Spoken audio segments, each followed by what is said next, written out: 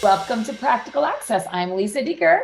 And I'm Rebecca Hines. And Lisa, today's topic, when you think about fun, a lot of people are going to think this sounds like a lot of fun.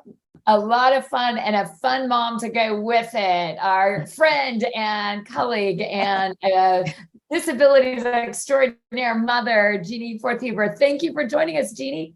Oh, thank you for having me. So I know you're going to talk to us about something to do with animals, but before we get to that, would you give us a little background about yourself and maybe talk about that rock star son of yours?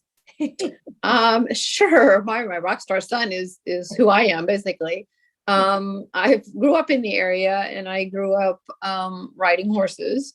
So I've always been an outdoor person and into outdoor sports. And just once you, I guess, grow up that way, you figure when you have kids, they're going to follow the same way. So I have a daughter that is 35 and she's a rider, pretty accomplished rider, has just returned back to riding. And then I have a son, Jonathan, who's just a year behind her. He's 34. So they both grew up on a farm here locally and grew up around horses and riding. I just had to adapt it a little differently for Jonathan as he was born with cerebral palsy. So the walking and the talking and the balance and all of that was a different issue for him. So they grew up on a farm and I wanted them to have the same experience of, horses, dogs, cats, guinea pigs, rabbits, everything we had. So fortunately, they're both animal lovers and they're not into, soccer or baseball or swimming because that wasn't my forte. So they followed me into horses. So that's pretty cool. Yeah. I mean, Jeannie, you're being really modest here and you're really making this sound like something so simple. And the truth is, Lisa and I both known Jonathan a long time, and he has significant physical disabilities, and your expertise reaches far beyond being a great mom. So we invited Jeannie today because she is intricately involved in therapeutic riding and admirably committed to helping people in our community with all kinds of abilities when it comes to horseback riding. And so, Jeannie, you mentioned some of the things for Jonathan, like the balance, etc. But I know that you work with other types of kids as well with therapeutic riding specifically. Can you give us an idea of kind of what you see when there's different types of kids out there on a horse?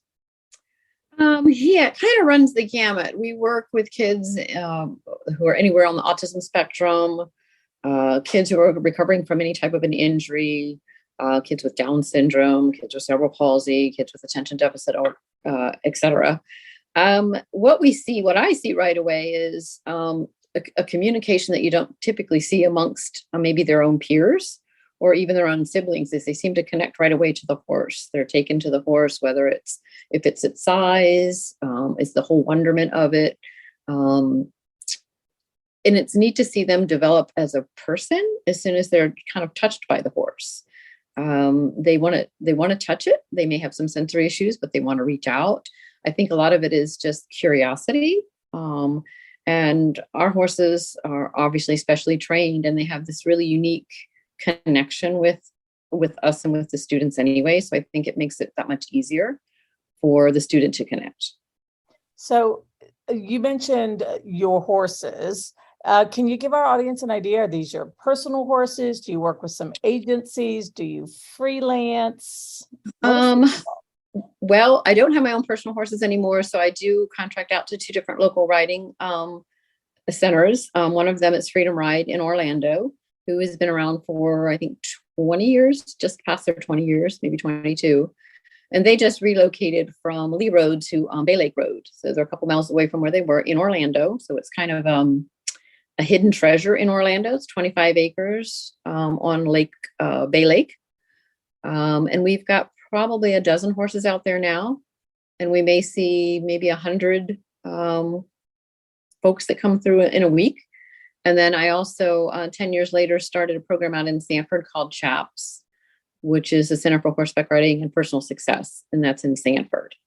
So I maybe see 30 folks that come through there in a week. And the horses are specially trained. They're not my horses. They're owned by the center. Well, and our viewers can't see us because this podcast is audio, but your smile when you talk about the horses and the kids is priceless. And our theme this summer is fun. And so, our listeners kind of spread the world and across the United States. I'm kind of curious, if not local, where else is there a national network? Is there an organization to figure out where I might have this beautiful fun with these horses? There is. The national network that most of us should be, if we're not already associated with, is called PATH, which is the Certified Instructors, Professional Association of Certified Instructors. So there are, over 800 member centers in the United States and abroad. And there's probably over 5,000 certified instructors. So you can go on the PATH International website and they can look, they put in their state and they'll come up PATH certified centers. You can have a PATH certified center, which means the whole establishment kind of falls under the PATH guidelines, or you can have a smaller center where just the instructors are certified. So it depends on how big or how small the center is. You just want to make sure that they're qualified instructors, that they have been around the disability world and they've been around horses, because it's a different blend. And so, Jeannie, because you and I have brainstormed a million times in a million ways over the years. So if I'm a person who might live in a rural area and, maybe I do have horses, have been into horses, is there a path for me to get started offering this kind of service if I wanted to? I'm literally just curious to know. If you wanted to open a center, you mean? Well, yeah, sure. Well, like I said, anybody can really open a center. If you've got some land and you've got some horses and you're a horse person, I would certainly put that, or connected to horse people. If you don't like horses, Rebecca, I don't think it's going to work. I don't think so either. If dogs and cats are your thing, it's a little different. But yes, if you want to experience it, you can certainly bring in people. They have to go through pretty much a year's worth of mentoring, volunteering at centers, mentoring, and then they have to pass some tests in order to be qualified as instructors. But yes, you can pretty much, anybody can start one if there's a need.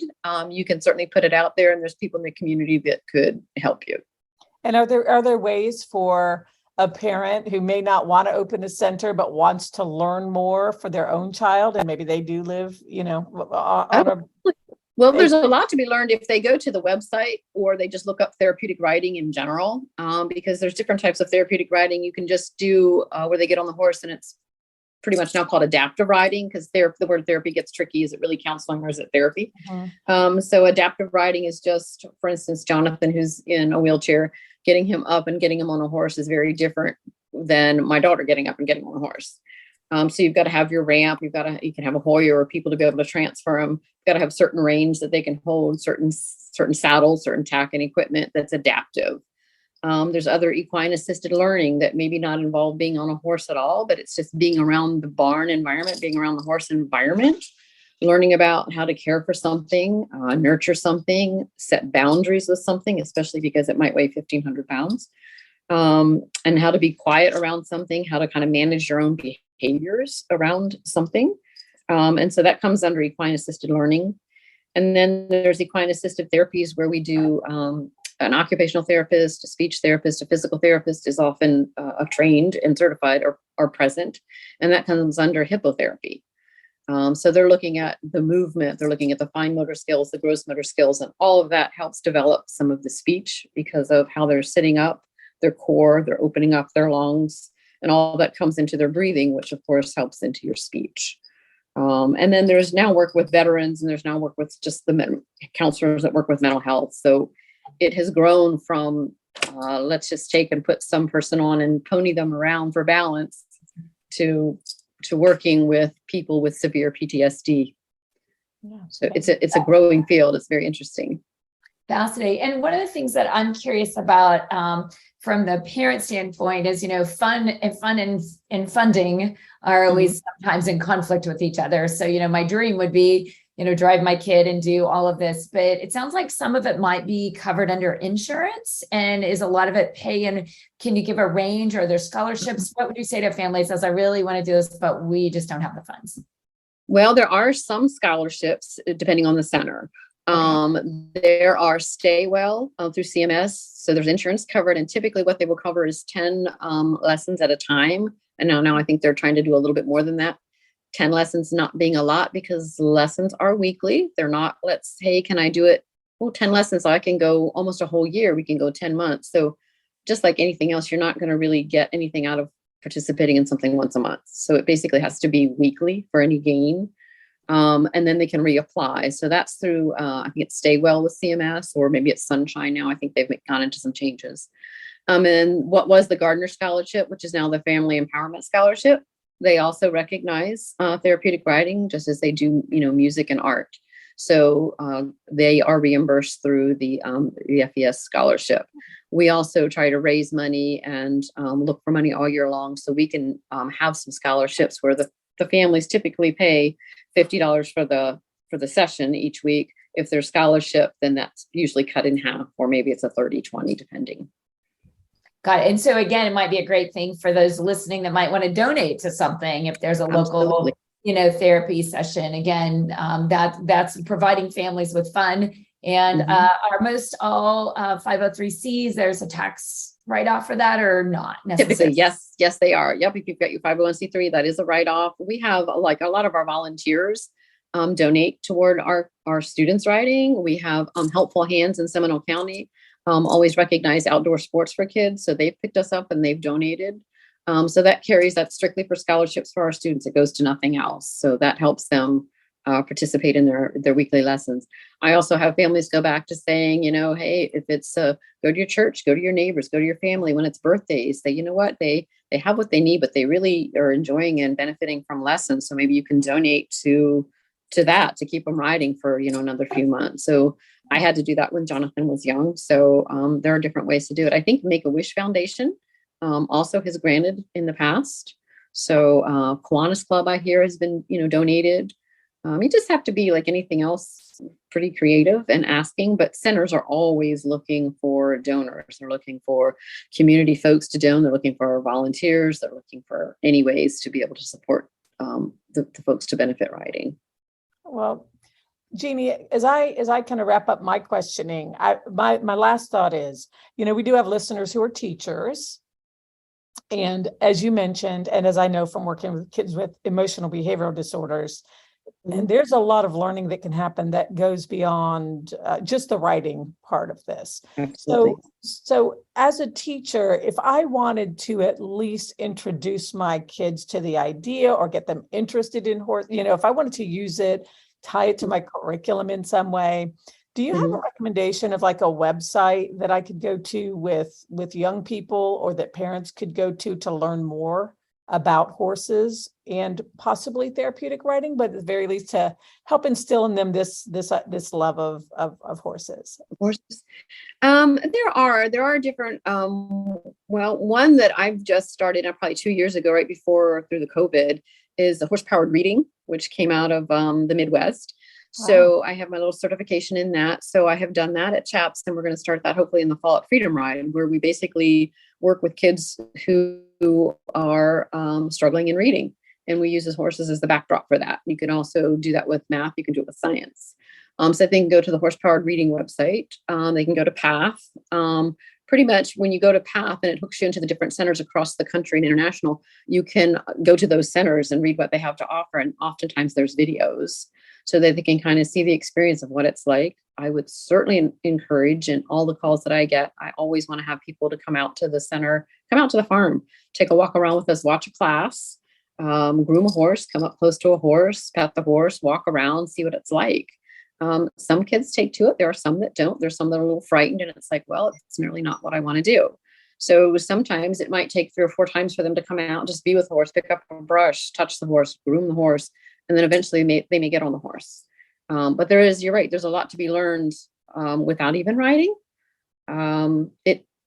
What I like to do is teach the skills for riding, because there's a lot that goes on with riding. There's several things that happen at the same time, and we always want to make sure that follows through how we live. I mean, there's certain things we have to do when we get up and get dressed and go to school, that they fall in a certain order before we get in the car and go to school. So it's the same thing. We're basically putting order in our life and developing a routine and following directions.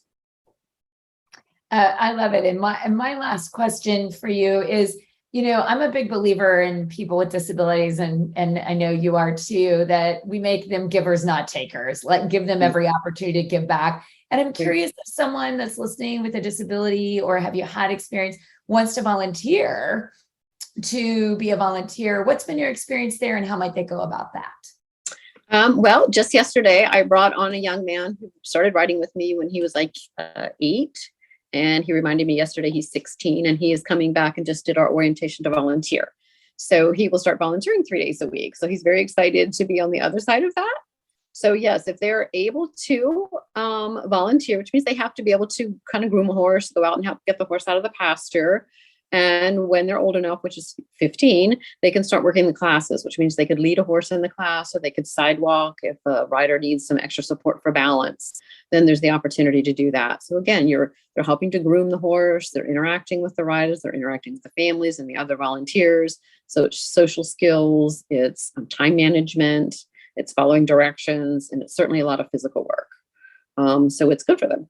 And I would love to keep as many people as I can come back and be active to volunteer.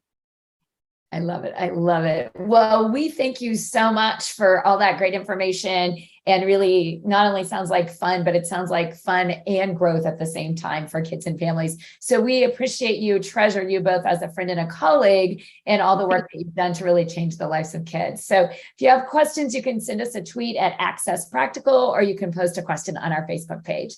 Thank you, Jeannie, for joining us. All right. Thank you, guys. Appreciate it. Thank Bye, you. Bye-bye.